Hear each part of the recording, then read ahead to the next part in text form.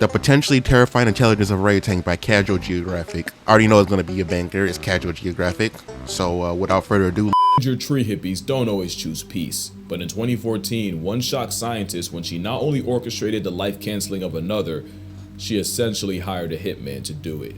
The hairy honey trap was executed by a young female named Condor, and the victim was a mother 20 years older named Sidoni. Living in the swamp forests of Indonesia's Mawas Reserve, the two had beef going back all the way to 2009, with Condor curiously approaching Sidoni's at the time 7-year-old daughter, and Sidoni defensively smacking and biting Condor before chasing her off. The perceived insolence stuck with Condor, and the disrespect was tattooed into her psyche. She was not letting that slide. Years later, Condor would catch the eye of a male named Echo, and the two would eventually run into Sidoni. They both approached, and Echo seemed to inspect Sidoni, who was now jockeyed by her 4-year-old son. Echo seemed curious in the mother, before losing interest and proceeding to mate with Condor. Right in front of Sidoni. Call it passion or power play, but either way, when Sidoni tried exiting the situation, Condor escalated, ending the lovemaking and savagely beating Sidoni. But what blew researchers away was Echo going from bystander to participant. For 33 minutes, the two took turns beating on Sidoni, sometimes together, sometimes just Condor, with Echo blocking off any escape routes. It was an honest to ape jumping, and his much larger canines meant Echo inflicted the... Okay, so I'm gonna be honest, like, if you see that, that's probably gonna be like the last thing you ever see before you like die. Like, I know, like, the minute you get bit by that, like, it's over with. GG's. Bulk of the damage. The pair didn't stop until a fourth orang, a male named Guapo, chased Echo off and ran defense for Sidoni before mating with her. The Orange Night would be too late, as a little over 2 weeks later, Sidoni became past tense due to her injuries, and scientists were left wondering what they had just witnessed. In over 26,000 hours of observation, only 6 female and female attacks were recorded, and none caused serious injuries. Yet here was a spiteful orang leveraging her carnal currency, specifically to erase one of her rivals, and Echo acting as a hired gun. Premeditated and personal, it was a shockingly dark look into the intelligence of the forest man, one that begs the question, just... Oh, okay, I didn't mean to pause right there, but like, bro, imagine standing right next to him and you just staring at you like that. How smart are they, and just what could they be capable of? Ugh. To say orangutans are intelligent is honestly disrespectful, cause this tree-happy ginger ape is damn near human. That is an animal that can 100... Why little bro aura farming right now? I forgot what he looked like. He looked like some sort of like anime character from the way he's standing, but like you could definitely tell like he's definitely trying to gather as much aura as he possibly can. He's like, don't fuck with me. Give me the banana.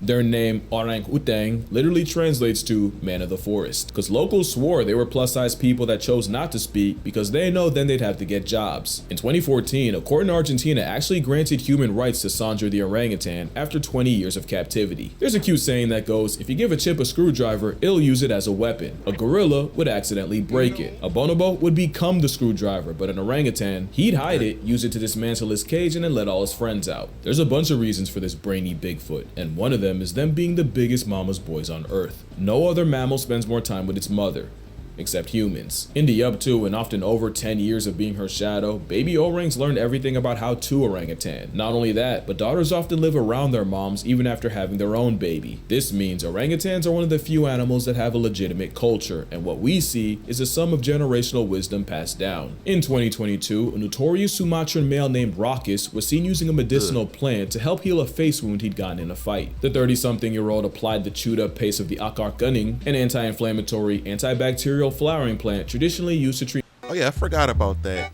If I remember correctly, don't orangutans basically learn that type of stuff from their mother? I know he probably said that earlier in the video, but like, I'm pretty sure I saw like a video like not related to this, where like the mother taught the baby orangutan like which ones were ripe, which ones were raw, or which plants would actually help you if something happened, something like that. I know this isn't like just not for like orangutans and stuff. I know like other primates do it too, where they will like chew up certain plants and stuff and then use it as some sort of like medicinal balm.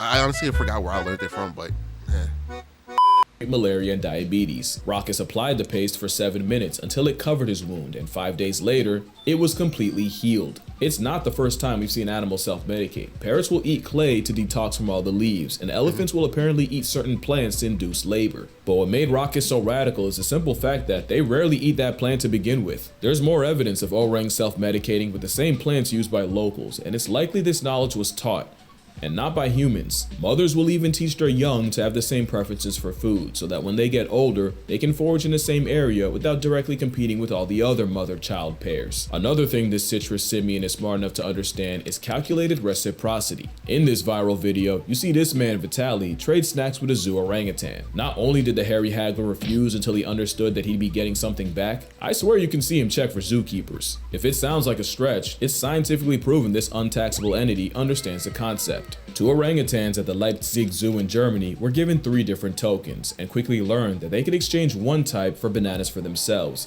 The second token type would earn bananas for the other orang, and the third type had no monetary value whatsoever. At first, the female, Doc, had no problem exchanging tokens to get the male, Bim, bananas. But Doc realized Bim wasn't really returning the favor, so she became a lot less generous. That gave Bim enough of an attitude adjustment to start trading his tokens more, until their efforts became closer to equal. There's another story of a zoo orangutan taught to exchange any trash he found in his enclosure for a food reward. Except he then realized if he just returned the trash in pieces, that would just mean more food for him, which was unfortunate when the trash was someone's phone, and tragic when it turned out to be a formerly alive possum. But what exactly is it that makes orangutans so smart? Well, the super Why big bro right there, oral farming too? Look at him.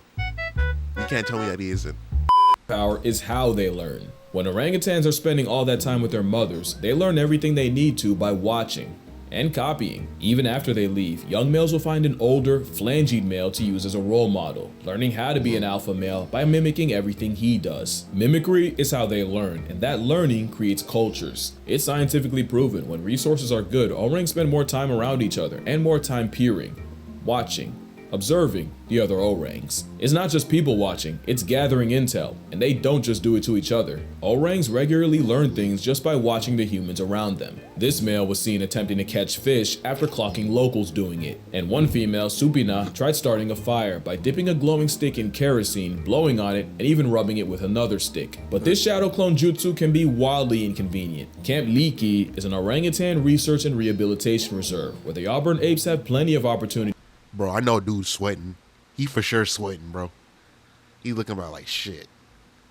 Needs to study humans right back, leading to the trend of orangutans untying canoes from the dock and stealing them, and not even triple or quadruple knots can discourage them. Fun fact, it takes about a 7-hour canoe ride to get to camp, so one documentary crew decided to save time with a speedboat. They lost that time after a redman stole the boat and left them stranded. The power of perception has taught orangs how to breastfeed, drive, and even saw wood, all from watching a human. It's said orangs have the intelligence of a 4-year-old, but I've yet to see a toddler that did its own laundry. Now you're seeing what I'm saying. Bro's smart enough to talk, wise enough not to. And she's only song like that so we don't catch on. But what if I told you there's— Hold on, let me go back real quick. Me lying on my resume to get the job. My boss just watching.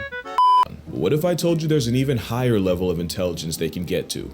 Deception. Deception requires foresight and anticipating the actions or thoughts of another party. That's where intelligence can get scary. If orangutans have the capacity to trick us, we're talking about a whole different ballgame. Which brings us to the story of Foo Manchu. Now we're talking about an orangutan outsmarting humans, and it happened in the 60s in Omaha Zoo in Nebraska. I know, nothing ever happens in Nebraska. One day, zoo director Jerry Stone was doing his rounds when a couple keepers ran up to him. Panicking, they told him not 1, but 5 orangs had escaped and were roaming the zoo. This was not good. Like all apes, an orang outside is a code red situation, and a starting lineup of them walking amongst people was a canon event begging to happen. All it would take was a human or orang getting too curious for it to be a bad time for everyone, and Jerry sprinted to them before anything could happen, and he found them just chilling. Yeah, Jerry was greeted by 5 fugitives just people watching in the elm trees by the elephant building. Clearly all they wanted to do was visit the zoo like everyone else. But you can't just have several hundred pounds of primate in public unsupervised, so Jerry literally went up the tree, grabbed an orang by the hand, and led them all back to the exhibit with no resistance. Jerry was less gentle with his staff, and let it be known that another mistake like that and someone would get pink slipped straight into unemployment. Clearly Stone made his point, because nothing like that would ever happen again. Until next week, when it happened again. Yup, somehow. Some way, orangutan gang got out again. No one got hurt, they actually went to the exact same spot in the trees. But a troop of tangerine men exercising free will is a nightmare for zoo PR, and this time, Jerry was ready to give someone permanent PTO, because no shot someone went through all that school in debt just Dog, I know he having the best sleep. That's the type of sleep you get when you sleeping on the desk at school. to not close a furnace door. So imagine what went through Jerry's mind when the Tans got out again. But this time, there was a catch. I used to think you'd only hear this line in a movie, but nah, someone actually ran up to Jerry and said, "You gotta come see this." And he wasn't wrong. You see, in the orangutan exhibit, there was a moat, and down at the bottom of that moat was a furnace door. And sure enough, they caught one of the males, Foo Manchu, fiddling with the door. They were watching from a distance so Foo wouldn't see them, but they couldn't see exactly what Foo was doing. All they knew was suddenly the door flew open and Usain Bolt felt a disturbance as these men broke the sound barrier running down to stop them. So now the solution was simple: clear the enclosure of anything that could be used to escape and do it daily. And sure enough, the orang breakouts came to an end. For about a week until it happened again. Jerry wasn't even mad, just tired. Remember, he was a zoo director and these Mandarin menaces were monopolizing his life. And it was while perp walking Fu Manchu, who just had to have the biggest eating grin. Jerry noticed a glimmer out the corner of his mouth. He pulls it out and it all becomes clear. Out was a 4-inch piece of wire bent like a horseshoe that Fu Manchu had stashed between his lower lip and gum. The very hairy Houdini had been using it as a lockpick for weeks and hiding it in his oral wallet. No one taught Fu. Not only did he orchestrate his own emancipation, he had the foresight to realize he couldn't have the key out around keepers or else it'd get confiscated. Fu Manchu would be named an honorary member of the Locksmith Union of the United States. Type shit. And Jerry Stone would go on to work with several other interesting apes, including a gorilla named Harambe.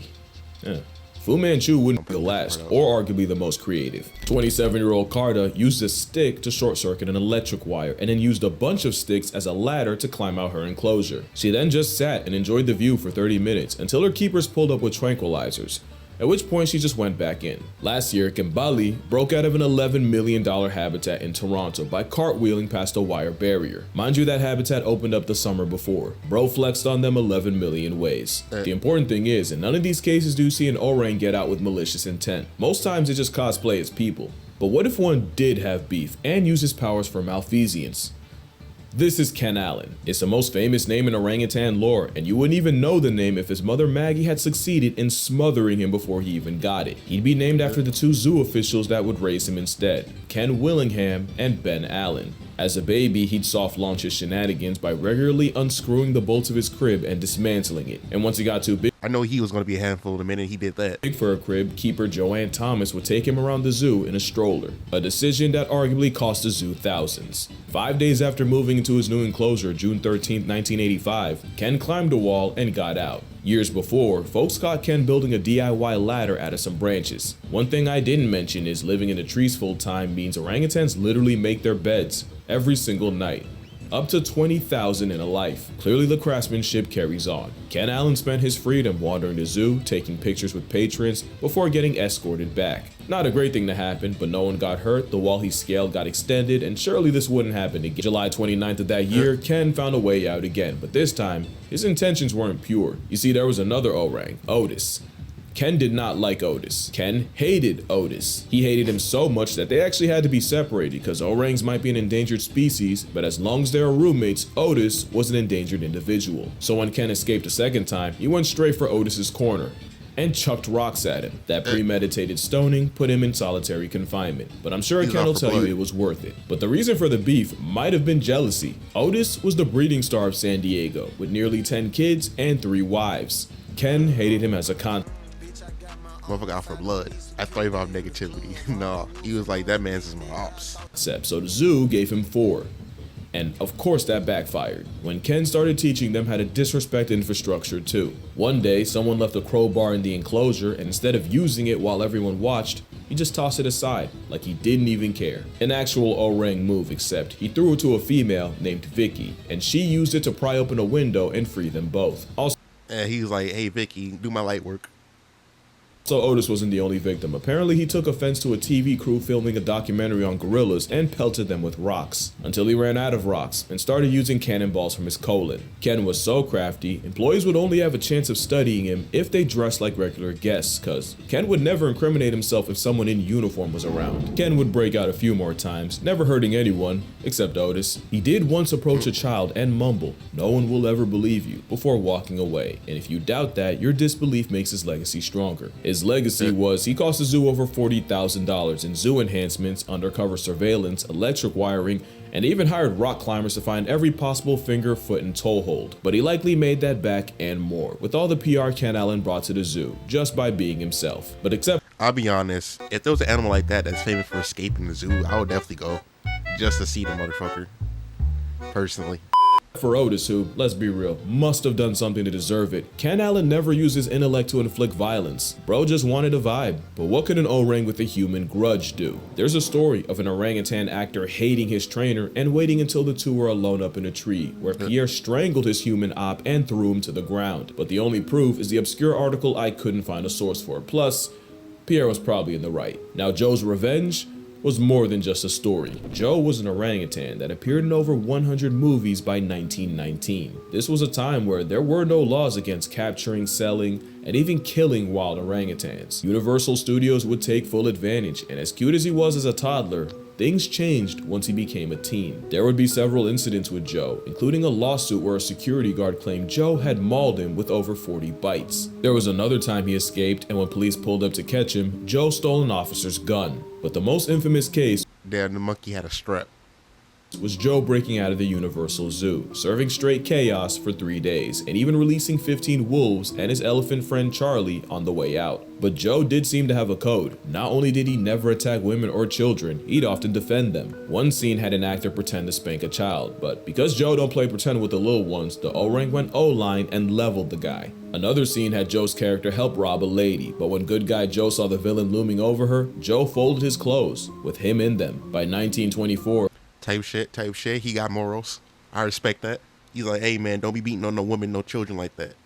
Joe was retired from show business after being deemed too dangerous to work with. Yeah, I ain't gonna lie, it's Team Joe over here. But there's an even darker side to orangutans. Oh yeah. So dark, Comment Team Joe in the comments if you finished the video, or at least got to this point in it.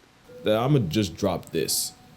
Here's an ad while you consider your options. Birute Galdeques is a primatologist and one of the leading experts on orangutans, and in the 70s, she arrived at Camp Liki in Tanjung Putin National Park, where she was immediately warned by native Indonesians that some male orangutans can find humans attractive and occasionally physically You out here like, what's up, baby? What you doing? and forcefully act on it. She didn't believe it until a male walked into camp one day and violated a female cook, and even multiple people trying to wrestle him off couldn't stop the salacious onslaught. It's now advised that menstruating women either avoid orangs or walk around with a club. So as you can see, orangutans are capable of anything from petty theft and zoo escapes all the way to premeditated census layoffs. Okay, that's a devious ass pic right there. I swear, look at him. You can tell he's up to no good. But honestly, they could and should be way worse. An orangutan has never been on record murking a man, and some have had very good reasons. Joe Martin had every good reason, and the fact that he died with no body says more about his kind. The strong mom bond means Joe's mom was almost certainly destroyed for him to be taken. Joe suffered all manners of neglect, including electrical burns from wires, eye damage from the constant stage lights. He was given cigars and alcohol which ruined his health, and he was even knocked out by former heavyweight James Jeffries. All without never really interacting with another orang. Joe going through all that and never severely maiming someone is our entire relationship with orangs in a nutshell. We have done far more to them than for them, in worse ways than you think. I can't even say what this one went through. Just know her name is Pony and her story is...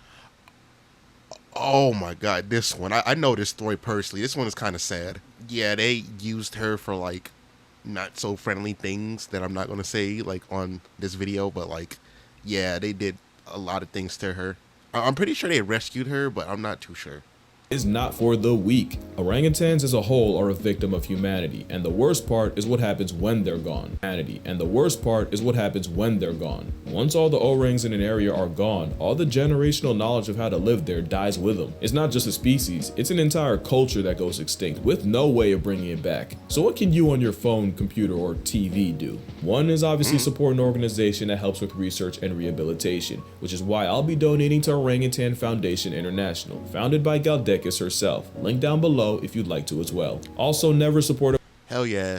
I can't right now because of my finances, but like if you can, well, whoever's watching this video, if you can donate, please donate. place that uses orangutans as tourist traps. Any place that lets you pay to play with an orangutan is a huge red flag. Yes. But probably the best way is to avoid palm oil. Oil is the leading cause of their extinction, and it's in 50% of household products in the West. It's a commitment, but it's looking like we either give up the oil or negotiate the red ape's existence. The choice is yours, just know the orangutans would probably do the same for us. But yeah, that's gonna do it for this video. But first, I wanna thank y'all. If you remember my elephant sanctuary video, then you know that the part— Oh yeah, real quick, goated video. I didn't see it on, like, I didn't put it on my channel, but like I saw it like personally, like, in my free time. And it's a really good video. I would say if you can, go watch it. actually flooded a month after I visited, a flood that cost 2 rescued elephants their lives. But you guys came through with the donations, and Miss Lek Chilert was so grateful, they actually made a cake with my name and gave it to the elephants. And seeing my favorite animals eating out of my namesake cake would have been impossible without you guys. So thank you all. Hopefully— Again, W donations out there. I appreciate everybody who donated to this cause, and make sure that the elephant sanctuary was back in running order after the flood. do the same for Camp Leaky, but until then, drink water, hug your mother. If an orangutan hits you, apologize, because you deserved it. Yeah. And I'ma see y'all in the next one. All right, hold on. We gotta go to the comments like we always do. All right, what they're saying. I believe you. The child's funniest thing I've ever heard. It'd be funny if that actually did happen, though. It probably did, though. I literally wouldn't be surprised if the orangutans knew how to talk like they did in like the Planet of the Apes and stuff. It was like the San Diego Chew at the time Ken Allen's escape. He was so smart. Loads of people shook his hands, patted him. Right. Did they think it was somebody in like a costume or something just walking around? Hey, I mean, it was different back then. People weren't as afraid to do shit. He throws rocks at you. You get a close. For real, I'll be honest. Between if I had to choose between a orangutan or a chimpanzee to fight, I'd rather do an orangutan. At least I won't get my face bitten off immediately. A friend of mine worked as a zookeeper. The girls would go to the cages indoors at night, but didn't like going inside. The button open all the cages, closures couldn't reach it. High sticks to reach the button.